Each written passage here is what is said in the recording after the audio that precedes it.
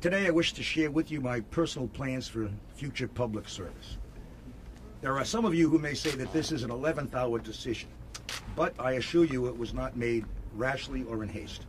Rather, it has been conceived with much soul-searching and reflection.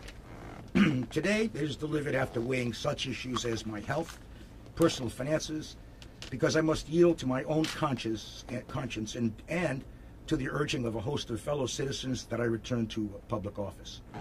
When I first announced my intention to seek the position of Providence's mayor as a very young man, I sincerely expressed an abiding love for my city, Providence. That love today is undiminished, but sadly unfulfilled. Once I had a youthful fire and ambition to play a prominent role in public life.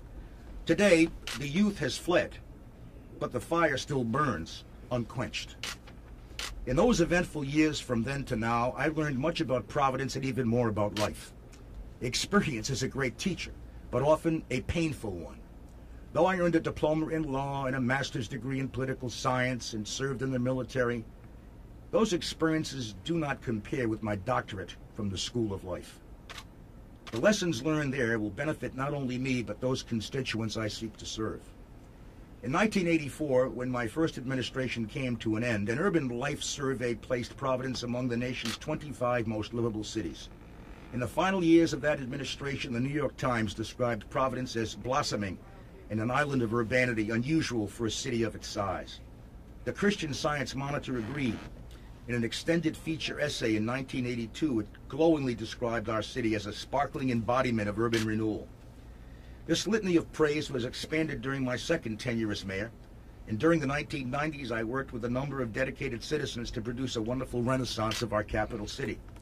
Major retailing returned to Providence via the Providence Place Mall.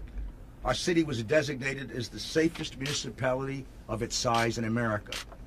And glamorous sporting events such as the Gravity Games, the X Games, the U.S. Figure Skating Championships, the NCAA hockey tournaments chose Providence as their venue, thereby showcasing our city before television viewers around the globe. Cultural life blossomed. We hosted the Splendor of Florence, supported Latin American and Italian film festivals, created an arts and entertainment district, first in the country, by the way, where artists didn't pay taxes. Reestablished the Providence Heritage Commission to celebrate the great diversity we have in our city, and formed the Providence Film Commission. That agency made our city one of the most film-friendly in the country and inspired the national television series, NBC series, Providence. Remember that? We completed Water Place Park and the relocation of Rivers, where colorful gondolas now provide a unique water's edge view of our downtown. Our construction of a new skating rink, larger than the one at New York's Rockefeller Center, gave local residents a spectacular outdoor recreational venue during the cold winter months. Perhaps the greatest achievement beyond these visible improvements was the renewed sense of self-esteem by the citizens of our city. Now we were proud to be from Providence. We exuded community spirit. We had become a destination, and we were proud of us. In the decades since my second tenure, however, the neighborhoods have declined. The school achievement level has remained too low, and the dropout rate too high. Drugs, gangs, and related street crime have proliferated. Roads have deteriorated. Vacant, vandalized houses abound, and our valuable waterfront land has been scrapped. And I don't blame the present administration for any of that stuff, because the mayor inherited a $110 million deficit and has done a good job in trying to close that gap, a Herculean effort. What must we do to rekindle our renaissance?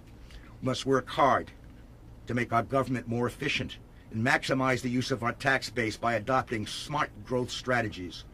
Our nonprofit institutions must be a strong partner with city government in propelling the growth of our city, and not only by asking them for more money, but by asking them for their advice and support.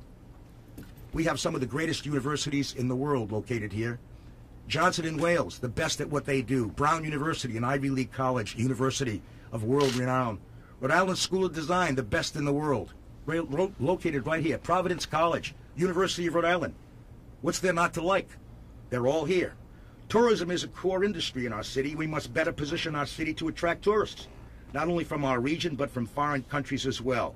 And we should work with the expansion of the airport to get foreign flights here. We must strengthen our cultural infrastructure. I've always been a champion of historic preservation, and therefore I am distressed by recent setbacks in preserving structures that are part of our history, and not including in the state budget historic preservation, historic tax credits. I will continue to be a strong advocate for preserving our historic streetscapes and the buildings that define Providence as an architectural jewel. I remember when I first became mayor, they wanted to tear every building in the city down, and we made a big decision then with people like Antoinette Downing and said, no, we're not going to do that, because I always believed that our history was part of our future. We must also implement strategies that will attract businesses and jobs to our great city. Our permitting process is cumbersome. Cutting red tape shouldn't be a limp cliche, but rather a plan of action. Our colleges and universities produce highly trained graduates, and we must find innovative ways to keep them here by creating a climate that nurtures both new and established businesses. Finally, we owe it to the citizens who pay our taxes to do the day-to-day municipal activities that are important to our neighborhoods. Keep the streets clean, fill the potholes, plow the snow, provide efficient public safety, and properly educate our children. All those are so very important.